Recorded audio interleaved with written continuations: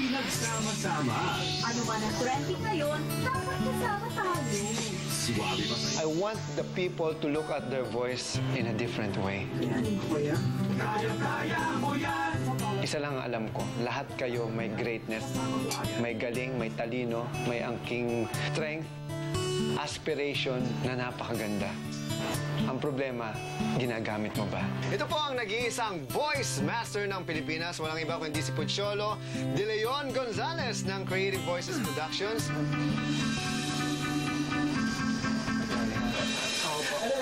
It's the start of the weekend, but it's not a rest day for Pocholo Gonzalez. Guys, simulan natin. Tara. Magsalitan kayo. He gathers his mentees around him for a quick recording session before they air later in the afternoon. Guys, Pocholo hosts a youth advocacy-centered program entitled Voice of the Youth on a local AM radio station. Makijoin sa usapang trending sa kabataan! Makinig sa mga payong kaibigan tungkol sa buhay, pag-ibig, pamilya at marami pang iba. Every Saturday, he goes on air with his co-hosts to talk about the latest in politics, media trends, and contemporary culture for the youth. Halina, sali na sa makabagong programa sa radyo para sa makabagong henerasyon. Mas gawin mo hyper. Para sa'yo. Good. Working in his show with broadcasters as young as 19 years old, Pocholo remembers how his interest to work in radio started at a young age. Radio was the only means of entertainment available to him, growing up in the province of Bataan. Kasi sa probinsya, alas 8 pa lang ng gabi, natutulog na lahat ng tao. Masyadong malayo, wala pang ganong may TV na bahay noon. Meron kaming radyo, so tuwing alas 8, nakikinig ako ng Gabi ng Lagim. Nakakatakot, kaya parang pinaparinig sa amin, parang matulog na. Pati hindi yung imahinasyon ko.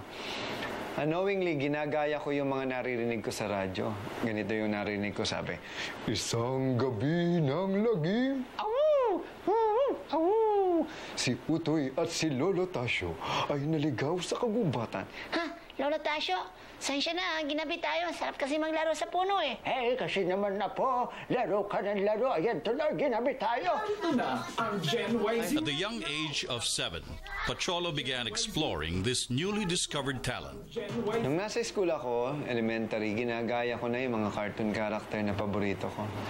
Ang naalala ko nun sila Mickey Mouse, Donald Duck. Oh, come on, hello. My name's Mickey Mouse. So, ngayon mga klase ko, walang ginagawa, naboboring, nanggagaya ako ng boses. Estudyante ka man, o yan. Thrilled at his ability to entertain others with a mere sound of his voice, Pocholo was quick to show his skill at any opportunity. DJ Elaine. In school, it drew the attention of teachers to him. Lagi nga akong nangunguna sa listahan ng pinakamaingay. Oo, kumbaga 100 points ako lagi, mga classmate ko, mga 2 points, nandaig ko silang lahat. So lagi akong pinapatayo ng teacher ko sa stage. Sa harap ng klase. So dahil sa kapapatayo niya sa akin, umapal yung mukha ko. From his silly antiques as a young boy, Pocholo found a confidence that he began to wear on his sleeves.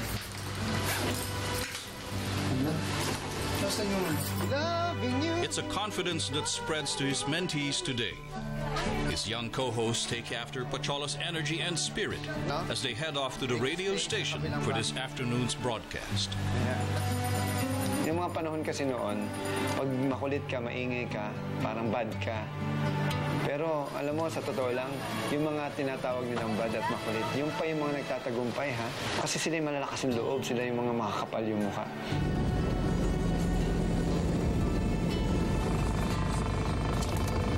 Patrick, let's go. 30 minutes before airing, Pocholo sits down with Elaine, 22 years old, and one of his youngest co-hosts. Jotting down notes and pointers, Pocholo makes sure that even at a young age, Elaine knows how to make the most of each chance she gets to go on air. After all, Pocholo is no stranger to making the most out of opportunities. At 16 years old, he came across the chance that landed him on the path to where he is now. Naalala ko yun, that was 1996. Meron ako narinig sa radyo, sabi, Magaling ka bang umarte? Magaling ka bang kumanta? Magaling ka bang mag-voice acting? Pues, sali na sa Radyo. Ayan. Mag-audition lang sa ABS CBN DZMM tuwing Sabado. Ayan. Alas 10 hanggang alas 2 ng hapon. May ano na kayo? Just in his first year of college, Pacholo was ready to show the world what stuff he was made. Sabi ko, why wait until you graduate if I can do it now? Pumila ako sa mahigit 10,000 tao nun. Alam mo yung pagpasok ko sa studio, syempre nakita ko na yung DZMM. Manghang-mangha ako. Wow, sabi ko, ito pala yung radio station. First time ko nakakita ng isang radio station, DZMM pa. So sabi ko, balang araw makakapasok ako dito. Balang araw, maririnig ang boses ko sa radyo. Kumusta naman na sexing Jexy? Pasok? Hello po! Magandang hapon sa ating mga katinig na nakikinig. Today, Pacholo comfortably sits in a radio booth in front of a microphone. Kaya nga ang goal natin dito sa Voice of the Youth Radio ay ibalik ang kabataan sa pakikinig din sa AM station. His voice being heard all across the nation. With fingers quick to time music and cue stingers, Alright, sige. Pacholo breezes through a 1.5-hour program with his co-hosts. He is in his element. Naniniwala ako. Kasi When Pacholo entered a contest when he was 16 years old, he knew that radio was where he belonged. He was declared champion of the competition and was soon taken in as a talent. ang kabataan. Pacholo was well on his way to paving a career in voice acting. Starting with small roles, he showcased his skill inside the booth. Ang pinakauna ko talagang mga ginawa nun yung mga extra sa dubbing, no? Tapos kami yung mga wala-wala o yung mga crowd dun sa mga pelikula. Kami yung, kuwari, nagtitinda, bili na, mura-mura lang, gano'n. Partner na tayo, inunahan na natin. Knowing that his break could be just around the corner, Pacholo kept at his job and was ecstatic when his first supporting role was offered to him. Meron akong isang manwan, pinatry sa akin. Tapos nung tinry ko, bagay naman, sasayaw ka. But a senior staff thought differently. Linya ko, hindi ko makakalimutan, sabi, lisanin na natin ang dagat ngayon. Eh, may tono pa ako nun. Sabi niya sa akin, wala kang karapatang maging dubber. For example, someone... The chance that Pacholo had waited for was snatched right from the palm of his hands. Sabi ko, bakit ang damot nila? Bakit ayaw nila magbigay?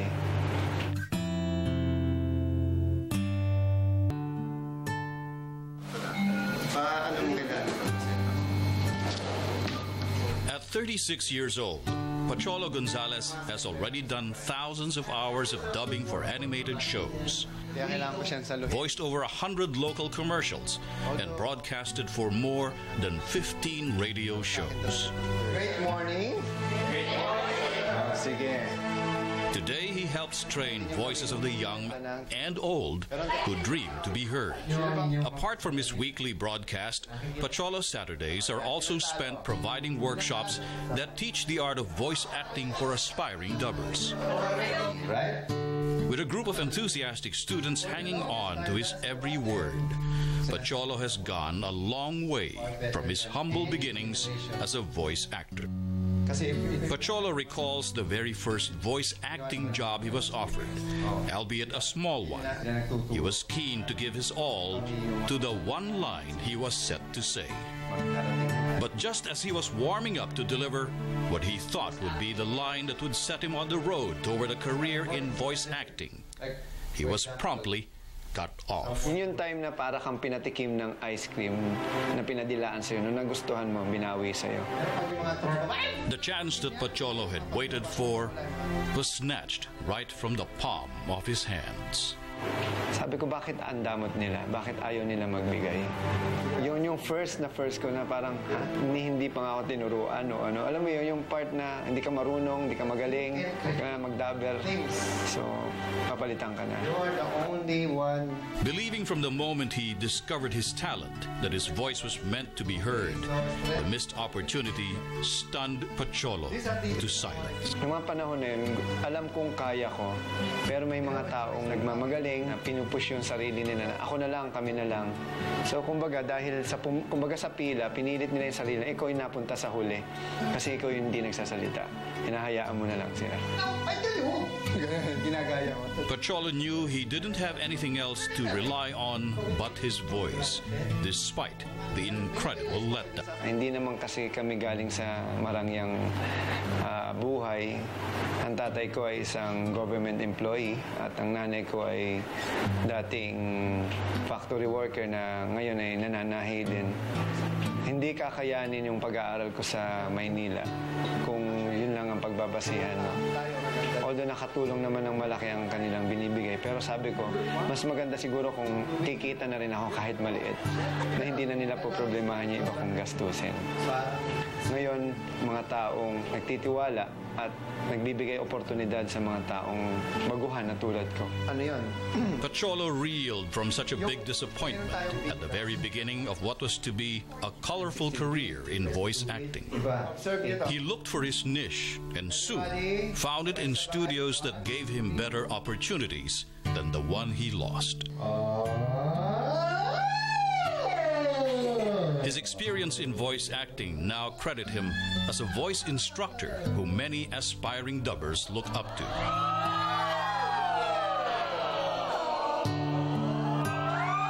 During his lessons, Pacholo leads his students through exercises that help them discover the qualities of each of their own voices.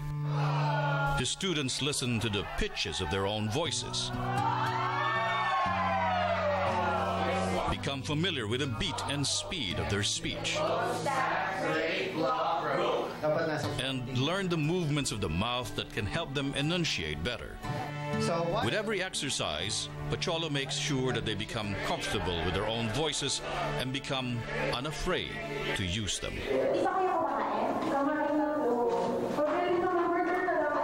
Apart from his students, Pacholo also makes sure he works hand in hand with the interns at his voice acting company. He knows that they too are youths looking to find their voice.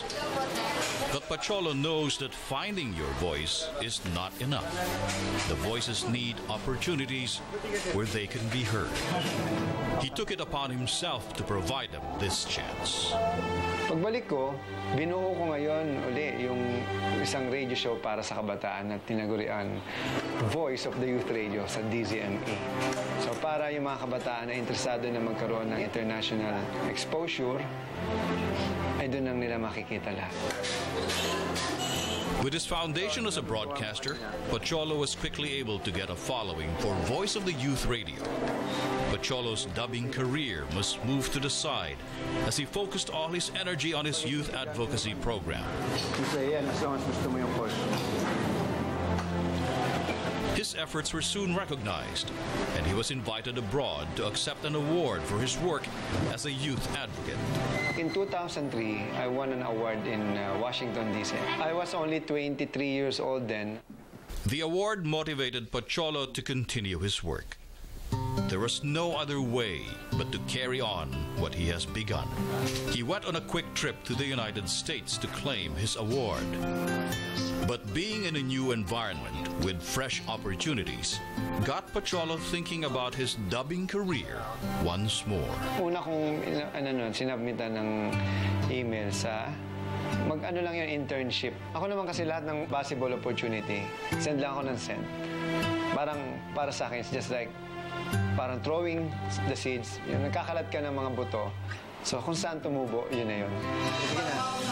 He was 23 years old when he was invited to Washington to recognize his efforts to empower the youth. Nag-submit ako ng resume and they called me up.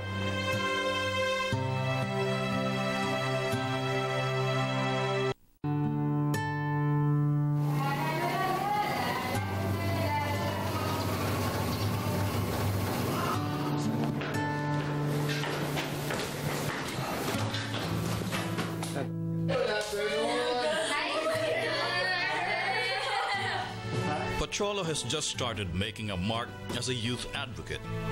He was 23 years old when he was invited to Washington to recognize his efforts to empower the youth.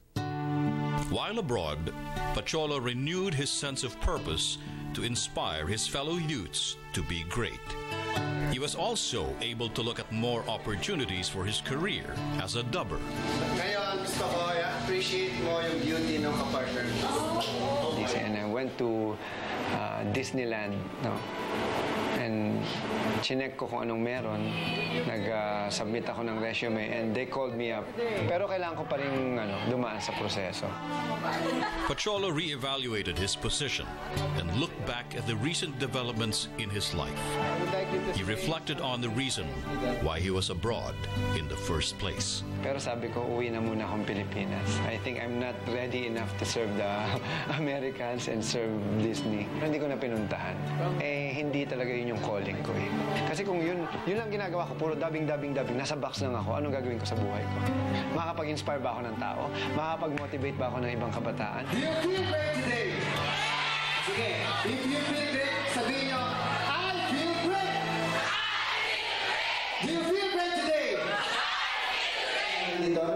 Pocholo is now regularly invited to schools and universities to talk about voice of the youth.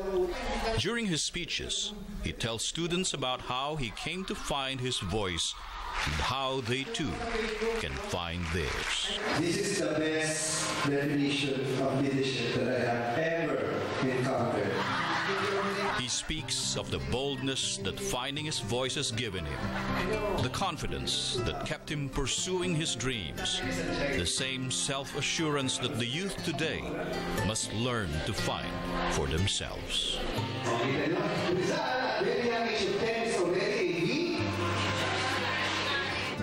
Pocholo speaks to hundreds of teens and kids when he is invited to deliver a motivational speech.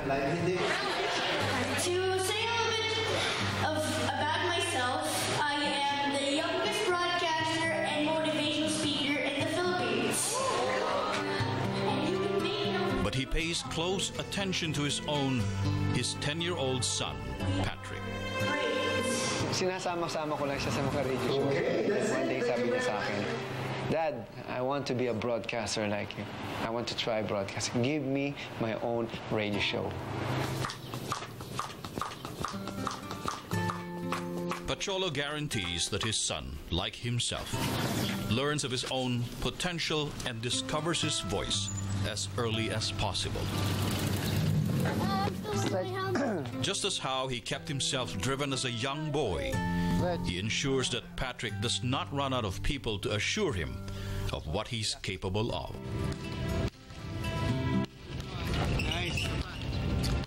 Lagi ko sinasabi sa kanya, you are better than me, you are better than anyone else. But you have to make your son better than you. You work hard, no? Para marating mo at magawa mo ang mga gusto mong mangyari sa buhay mo. And he is a very responsible boy at very young age.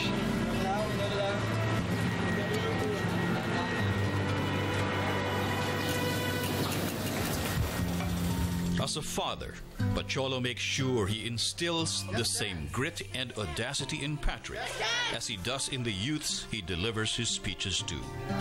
I always believe, ang isang mahusay na ama, ginagawa niyang mas mahusay ang kanyang anak. At ang anak niya, ang magiging apo niya, ay magiging mas mahusay sa kanyang anak. Siyempre, kumbaga, araw-araw dapat may natututuhan ka. Bago ka pa lang pumasok sa office, meron kang bagong alam. Pocholo is grateful for the voice he has found and the chances he has been given to put it to good use. As you begin to raise them a little higher, and I want you to say with me, it's possible. It's possible. It's possible. It's possible. You know, the easiest thing... More than giving life to countless characters as a voice artist, Pocholo's voice has become the guide for youths to find their own.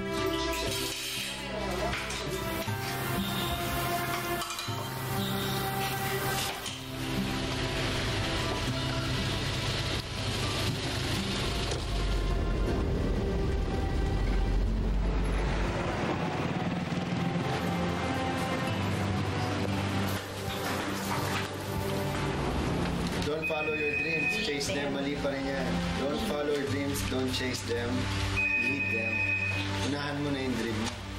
To him, it is only right to give back by helping the youth today who, like him once before, are only looking for their voice. With pureness in my heart, I will use my talents and skills to make other people better and happy by being excellent and great, and also by sharing the good news.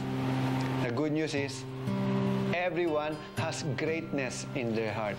Greatness should be passed, but it should be passed dun sa taong magiging greater than you. The next generation should be better than us. Or else, parang wala tayong ginawa para maging mahusay at maganda ang kinabukasan. His belief in his own voice has given him the strength and the confidence to achieve what he once only dreamed of. But to Pacholo, his work is far from done. There are only so many kids today who have yet to dream of becoming great as he once did. Kung alam mo sa puso mo na meron kang kakayahan na paglingkuran ng kapwa mo, lalo na yung kabataan, walang karapatan ang kahit sino man na sabihin sa iyo hindi mo kaya. Sarili mo lang ang magsasabi na kung kaya mo o hindi mo kaya. You know, if you make other people happy, you become happier. And if you make other people better, you become the best. Alam mo, success is nothing if you don't share it.